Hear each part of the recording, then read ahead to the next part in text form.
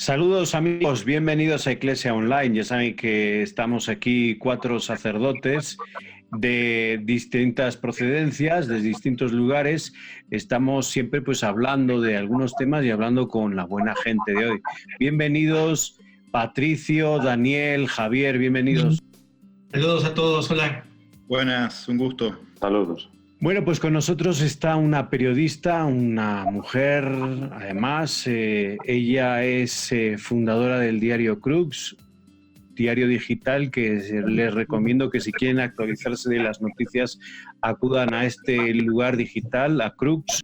Y en este diario que salió del Boston Globe y que se independizó gracias a 2 periodistas, uno de ellos está aquí con nosotros, Inés San Martín. Bienvenida, gracias por estar aquí. Muchísimas gracias, Padre Francisco, es realmente un honor estar aquí. Aclaro por las dudas, porque Nobleza Obliga, nos independizamos a la fuerza en realidad, no fue una decisión de mía y de mi socio John Allen, sino que fue una decisión del diario de dejarnos ir, digamos. Y ahí está el diario dando noticias, dando información veraz, y yo te agradezco a ti y a John lo que estáis haciendo, el trabajo enorme que estáis haciendo. Inés, ¿qué se siente ser mujer, laica, periodista y estar en un lugar donde la mayoría son hombres, como es el Vaticano? Es una respuesta que tiene muchísimas aristas, muchísimos ángulos. Yo tengo que reconocer, tuve la suerte de cuando llegué a Roma en el 2014, un año después que el Papa Francisco, a mí no me vieron tanto como mujer o como laica, sino que me vieron inicialmente como una persona que estaba con John Allen. Entonces tuve la suerte, si se quiere, de tener ese bagaje, ese apellido, decimos en español de Argentina al menos, que me abrió muchas puertas. Hoy, obviamente, ya tengo la suerte de ser mi propia persona dentro de Roma, y para mí es un desafío ser mujer y ser laica, pero también creo que es cada vez más la gente que es consciente de que la mujer tiene una voz distinta, tiene una manera distinta de interpretar las cosas y de comunicarlas. Entonces muchas veces mismos obispos o cardenales nos llaman porque tienen un mensaje para transmitir y les interesa que lo transmita una mujer, porque saben que tenemos una sensibilidad distinta. Entonces, por ahí no tanto buscando la división de si este obispo es de derecha o es de izquierda, sino realmente tratando de entender qué es lo que está haciendo y qué es lo que lo mueve a hacerlo, que uno quiere pensar que es obviamente el Evangelio.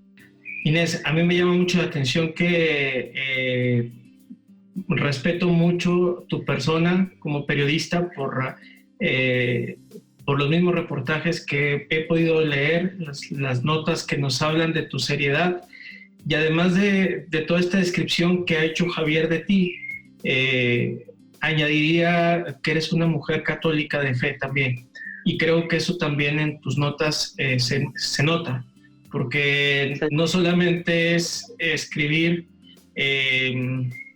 intentando negar, justificar, ocultar, sino intentando mostrar que la Iglesia necesita poner un frente de transparencia. Valoro mucho porque me llama mucho la atención tu código de transparencia que continuamente intentas manejar en tus artículos, y te felicito mucho por ello. Gracias. Y quisiera preguntarte qué problemas se enfrenta una mujer católica periodista cuando intenta publicar con transparencia. Son muchas las dificultades. Yo tengo la suerte o la ventaja de tener mi propio medio, si se quiere, ¿no? Porque yo en Crux, si bien tengo un editor y siempre hay alguien que lee y que corrige mis notas, la realidad es que a mí nunca nadie me frena y nunca nadie me dice, no, esto no lo puedes publicar, o este ataque contra este obispo, esta acusación contra este obispo no la vamos a publicar porque va en contra de la Iglesia o lo que fuera. Entonces, internamente, nosotros trabajamos mucho en pos de la transparencia. Uno de los grandes desafíos que enfrento en el comunicar con transparencia es el no dejarme yo amedrentar por la realidad y por muchas veces las verdades que me toca escribir. Yo estoy convencida de que la Iglesia, como institución de inspiración divina, es una institución que busca y que hace el bien, pero que es humana. Entonces tiene defectos, tiene errores. Entonces el comunicar con transparencia muchas veces a mí me presenta desafíos no dentro de mi empresa o dentro de mi medio, sino dentro de muchas veces las fuentes, que me cuestionan y que me preguntan que por qué insisto con esta nota, que si realmente hable con todas las personas involucradas. Por ejemplo, hay un caso muy particular de un obispo argentino que está acusado de abuso y que después fue llevado a Roma y que sigue trabajando, y si está trabajando o no está trabajando. A mí me interesa mucho su historia, primero porque tiene un nexo cercano al Papa Francisco, es argentino y está en Roma trabajando, pero también porque es importante dar relevancia al hecho de que el problema de los abusos es una realidad que permea a la Iglesia universal, pero que a su vez a nivel universal se está actuando y se está empezando a hacer mucho, se está empezando a tomar conciencia. Y ese en realidad, Padre Daniel, es el motivo por el cual usted y yo entramos en contacto, justamente de lo que usted está haciendo con CEPROME, para fortalecer los esfuerzos de transparencia dentro de la Iglesia a nivel latinoamericano, reconociendo que esto no es un problema en Estados Unidos solo, o en Irlanda, o en Australia, como muchas veces se dijo, quizá antes de que yo llegara. Hoy por hoy hay conciencia de la necesidad de trabajar en conjunto para limpiar la Iglesia, no para atacar a la Iglesia, que es lo último que yo quiero, pero como yo lo he dicho más de una vez, yo lo que quiero es que mis sobrinos puedan ir a misa, puedan ir a un colegio católico y sus padres no tengan que tener miedo de que pueda haber un problema, o peor aún, que si hay un problema se va a encubrir. Primero un gusto compartir con vos, con una paisana, ¿no es cierto? Y Lo mismo. porque ya viste, hay mayoría de otros países acá y bueno, gracias por participar, Inés. Un placer. Daniel te hablaba de algunas resistencias que quizás experimentás, ¿no es cierto? Por el hecho también de ser mujer en un contexto machista. Y como comunicadora hablabas de transparencia, ¿no? Y en ese sentido, quizás no tanto pensando en las resistencias, sino preguntarte qué considerás que aporta el pontificado de Francisco en función de la comunicación, qué es lo que su persona, su modo de ser, su manera de comunicar, ¿qué crees que está aportando a este tiempo Francisco en sí mismo, ¿no? Con lo que él significa, con lo que él es. Bien, hago una distinción quizá entre lo que es la comunicación del Papa y lo que es la comunicación del Vaticano, porque todos los periodistas que hoy estamos cerca del Vaticano vamos a expresar quizá alguna frustración, porque es un periodo de cambio, y en todos los cambios siempre hay procesos que van costando y uno se tiene que acostumbrar, y todavía no está del todo aceitada esa máquina.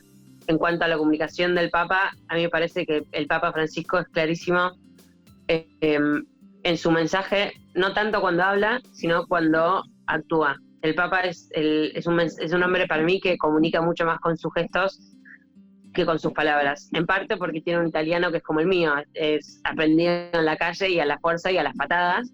Entonces muchas veces me ha pasado, por ejemplo, viajando con el Papa en el avión, él siempre al final de los viajes, en el vuelo de regreso, da una breve conferencia de prensa en la que habla en italiano, y sobre todo al principio tenía construcciones gramaticales que no tenían ninguna lógica. Entonces venían los periodistas italianos y me preguntaban, ¿qué dijo? ¿Qué quiso decir? ¿Qué significa esto? Como la famosa palabra hacer lío en la JMJ de Madrid, de Río de Janeiro, que les dijo a los argentinos que hicieran líos, y me acuerdo, yo estaba ahí trabajando para la JMJ y tenía un amigo español que me pedía que le tradujese la palabra lío a español. Y yo, pero si lío es español, ¿de qué me estás hablando? Entonces, muchas veces parte del mensaje que él quiere transmitir, en ese sentido, por una cuestión verbal, se pierde.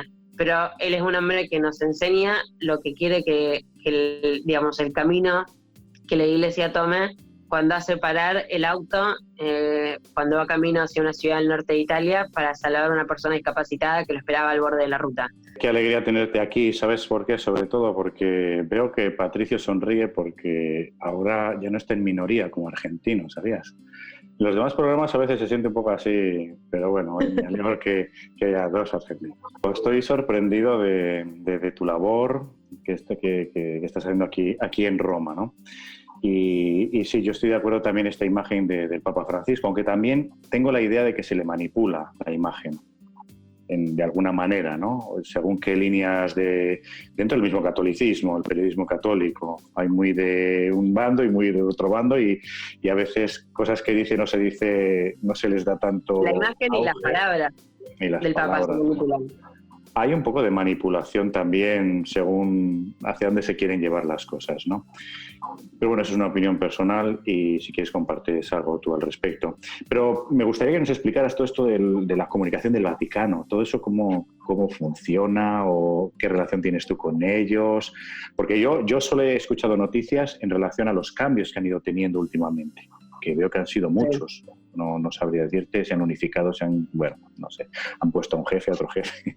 No sé, ¿puedes hablar un poquito de cómo está todo ese mundo? Bien, en cuanto a la manipulación, coincido, se manipula muchísimo tanto la imagen como el mensaje del Papa, pero es mucho más difícil manipular una imagen del Papa abrazando a un enfermo y que la gente, si no quiere entender, no entienda, que el famoso comentario, por ejemplo, de quién soy yo para juzgar, que fue el titular en todos lados allá en el 2013, cuando el titular fue el Papa sobre los gays o los homosexuales, ¿quién soy yo para juzgar?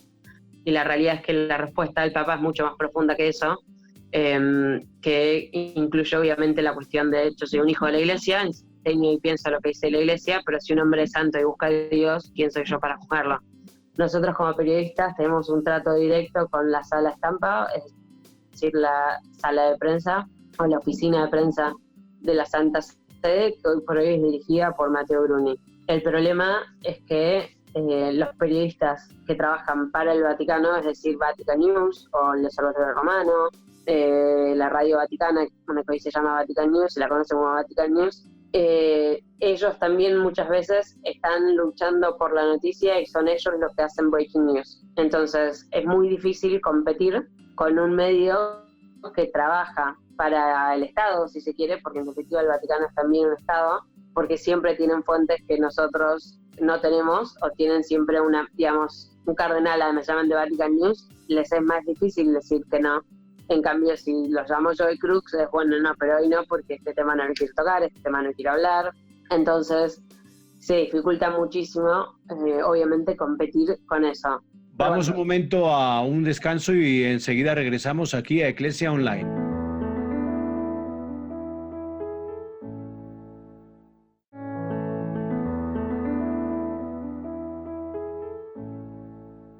Pues seguimos aquí en Eclesia Online. Gracias por recibirnos en su casa, gracias por estar aquí con nosotros. 4 sacerdotes e Inés San Martín, periodista, el diario Crux Digital, que les invitamos desde aquí a que lo vean todos los días y a que ahí ojen qué está pasando en la Iglesia y en el mundo. Inés, estábamos hablando un poco pues de la nueva forma del Vaticano de comunicar. Yo quisiera preguntarte, en la Iglesia, obispos, sacerdotes, laicos, ¿sabemos rendir cuentas? Porque tú hablas en tus escritos mucho de saber rendir cuentas. Yo creo que algunos sí, y cada vez se está tomando más conciencia de la necesidad de rendir cuentas. Pero Francisco, si puedo destacar, a mí me gustó mucho que incluyeras la palabra laicos en el tema de rendir cuentas.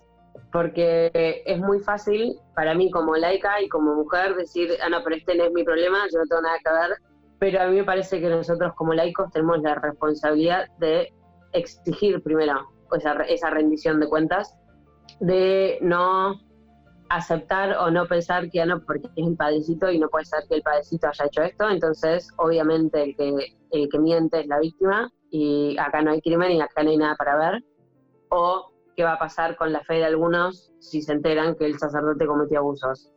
El daño es mucho mayor cuando no se actúa con transparencia y inmediatamente que cuando se trata de ocultar y tapar, porque la verdad siempre sale a la luz. Y eso es algo que yo como periodista, como laica y como católica, es algo por lo que lucho. La verdad buena y también la verdad mala. Pero los laicos tenemos un rol central, porque es un problema de la Iglesia Universal. Y la Iglesia Universal no son cardenales, obispos, sacerdotes, religiosos y monjas. La Iglesia Universal somos 1.3 billones de personas, dirían los americanos, o 1.000.300.000 millones de personas. Y hay solo 400.000 sacerdotes. Entonces, el problema lo tenemos que encarar todos juntos y resolverlo todos juntos, y como laicos también ponernos la Iglesia al hombro. En función de lo que decís, yo tengo una mirada, quizás a veces me frustro, ¿no? Porque me da la sensación de que en estos casos de los abusos, lamentablemente, siento que la Iglesia es más reactiva en vez de proactiva, ¿no es cierto?, en muchas de las situaciones que hemos pasado en la historia. Y en ese sentido, digamos, a veces la Iglesia reacciona, y me refiero a la Iglesia, ahora no a los laicos, sino a la jerarquía, cuando salta un escándalo que, por un lado, gracias a Dios que salta el escándalo, y es gracias a los periodistas, ¿no?, gracias a los medios de comunicación. Entonces, por un lado, expresar esta sensación de frustración que tengo, de que a veces actuamos cuando las cosas saltan a los medios de comunicación, por este miedo que muchos tienen, ¿no?, no vamos a escandalizar a la gente, pero qué necesario que estas cosas surjan, ¿no? Y en ese sentido agradecerte, porque creo que en parte el trabajo que ustedes hacen está ayudando a que la Iglesia tome en serio este tema y poder hacer un proceso de conversión pastoral, ¿no? Entonces, bueno, también preguntarte qué considerás de esto, ¿no? Si pensás que la Iglesia está empezando a ser más proactiva, o si todavía sentís que estamos en una posición más reactiva, ¿no? De empezar a actuar cuando surge esto en los medios de comunicación o cuando es un gran escándalo público. Bien, si te tengo que dar una mirada generalizada, yo diría que todavía sigue siendo reactiva, porque la situación de los escándalos de abusos todavía hay continentes en los que no tuvo la fuerza o el impacto que ha tenido ya en Norteamérica, en Europa. Este es el caso, por ejemplo, de África y de Asia. Entonces, si generalizamos y si consideramos que gran parte de la Iglesia Católica hoy está en estos dos continentes, y sobre todo la Iglesia que crece está en estos dos continentes, todavía es reactiva. Sin embargo, yo quiero destacar que hay muchísimas iniciativas a nivel local, pero también a nivel internacional, que buscan que la Iglesia tenga una proactividad en cuanto al tema de abusos. La Pontificia Comisión para la Protección de Menores, que se dedica a toda la cuestión de formación y de crear líneas guía para que los distintos países enfrenten esta situación, para mí es un ejemplo de eso, y tiene gente que en mi opinión es santa, que está dejando su vida y su pellejo y su todo para justamente hacer de la Iglesia un lugar más seguro. Estoy pensando obviamente en el canal John O'Malley, pero también el padre Hans Zollner, que en mi vida vi una persona que hablase tan fluente, con tanta fluencia, tantos idiomas como el padre Zollner, y es, en mi opinión, brillante y empático en todos, a pesar de ser alemán, que uno siempre diría los alemanes son un poco más duros. A mí el padre Zollner siempre me demostró una tremenda empatía. Y también a nivel más bajo, dentro de esa comisión, gente como Emer McCarthy, que se encarga de la comunicación, que nos están dejando la vida para que la Iglesia sea proactiva. Lo mismo en el caso del CEPROME, dirigido por el padre Daniel, que está constantemente buscando nuevas formas de educar a los distintos responsables de las distintas etapas o estratosferas de la Iglesia para garantizar que se pueda prevenir y que se pueda a su vez actuar en consecuencia cuando los casos saltan, porque obviamente hay casos que ya no se pudieron prevenir. Hay muchos abusos que sabemos sucedieron en la década de 70, 80, 90, que no se puede prevenir, pero sí se puede actuar en consecuencia y como corresponde cuando esa persona, esa víctima que ha sido abusada, se anime a hablar con las autoridades, sea de la Iglesia o sean autoridades civiles. Inés, una cosita. Es la segunda vez que hablas muy bien del CEPROME y acá está el director del CEPROME, ¿no? Yo te quiero decir, tenés toda la libertad. Debería. El padre Daniel, antes del programa, ¿te presionó para que hables bien? Decinos. No, para nada. El padre Daniel sabe que yo de hecho admiro mucho su trabajo. Yo el año pasado tuve la oportunidad de estar en México para el curso de formación que hicieron en noviembre, porque me resulta fascinante como laica y como latinoamericana ver el hincapié que se está haciendo para la formación en prevención y cómo muchos de los participantes eran laicos, muchos eran mujeres. Pienso por ejemplo en Inés Frank, de acá de Argentina, que es de la provincia de Buenos Aires y sin embargo está haciendo muchísimo por la prevención en otra provincia llamada por el obispo local, que le dijo necesitamos ayuda y le dio carta blanca para trabajar. Entonces, de nuevo, sí, el padre Daniel no me pagó para que hiciera el chivo al CEPROME, pero sí, para mí lo merece y las obras buenas hay que destacarlas, incluso más que las malas, digamos, porque las malas se saben y ya está. ¿Cuáles serían como tus recomendaciones que pudieras hacer para cualquier reportero que tenga que cubrir una noticia que de pronto sea devastadora para la iglesia? Te lo digo porque pienso que de pronto uno se puede encontrar bajo la disyuntiva de lo publico o no lo publico, o lo maquillo también, es decir, para que sea menos doloroso, pensando en la idea a veces falsa de que si lo maquillo, pues como quiera no va a tener un impacto tan fuerte, pero lamentablemente después tiene un impacto que resulta devastador. ¿Qué recomendación pudieras dar tú a tus colegas en el día a día? Incluso, perdona Inés, incluso que arriesgo mi trabajo siendo corresponsal en el Vaticano. Ojo. La clave está en hacer las cosas a conciencia. Yo me puedo dar el lujo de perder mi trabajo, pero no puedo dar el lujo de no poder dormir en paz a la noche porque hice las cosas mal, porque encubrí, porque me pidieron que encubriera, o porque temí el impacto negativo que una noticia puede tener. Yo estoy realmente convencida de que la verdad sale a la luz, en esta vida o en la próxima. Es mucho más sano y mucho mejor hacerlo rápido y que la cosa salga y que se airee y que se limpie, pero hacerlo con honestidad. Si hay personas involucradas, hablar con todas las personas involucradas, no hablar solo con una. Tratar de darle contexto al problema. Si es realmente una nota seria, por ejemplo, un caso de abuso, no quedarse con, bueno, esto pasó y la iglesia no hizo nada. No, es que está haciendo la iglesia, qué hizo la iglesia, qué busca hacer la iglesia a nivel local, en esa ciudad, en esa diócesis donde pasó el abuso. Hablar con gente que lucha por el tema, que está a favor de limpiar a la iglesia y que lo hace dejando muchas veces su trabajo. Muchas veces gente ha perdido su trabajo dentro de la iglesia justamente por hablar con transparencia y por buscar claridad. Entonces, sí, mi recomendación final para los periodistas que se enfrentan con el cubrir una noticia difícil o que pueda ser devastadora, hacer las cosas bien y a conciencia. Ese es mi consejo. Oye, Inés, yo estoy sorprendido de este sentido de integridad, ¿no? Sería para mí la palabra que va resumiendo un poquito lo que nos estás presentando, ¿no? De tu vida como comunicadora, periodista, reportera, metido en este mundo del periodismo, el mundo religioso, tu propia fe, integrarlo todo eso y vivirlo íntegramente, con conciencia, como lo estás diciendo, pues felicidades porque no sé si alguno de los que estamos aquí podríamos decirlo con la misma intensidad, pero bueno, espero que sí, pero... No, a mí en ese sentido lo que me sirve mucho es que además de haber cubierto o tener que cubrir notas malas o que duelan sobre la cuestión de los abusos, también tuve lo que yo considero el honor de estar en Irak y hablar con cristianos perseguidos y gente que sobrevivió a que ISIS rompiera en su puerta a las 3 de la mañana y les exigiera un impuesto que no pueden pagar o que alabaran a un Dios en el que no crean. Tuve el honor de acompañarlo al Papa de la República Centroafricana, un país que en ese momento estaba en una guerra civil extremadamente sangrienta y es uno de los países más pobres del mundo, y ver de cerca el impacto positivo que la Iglesia, que el Papa, que la fe tiene en la vida de las personas.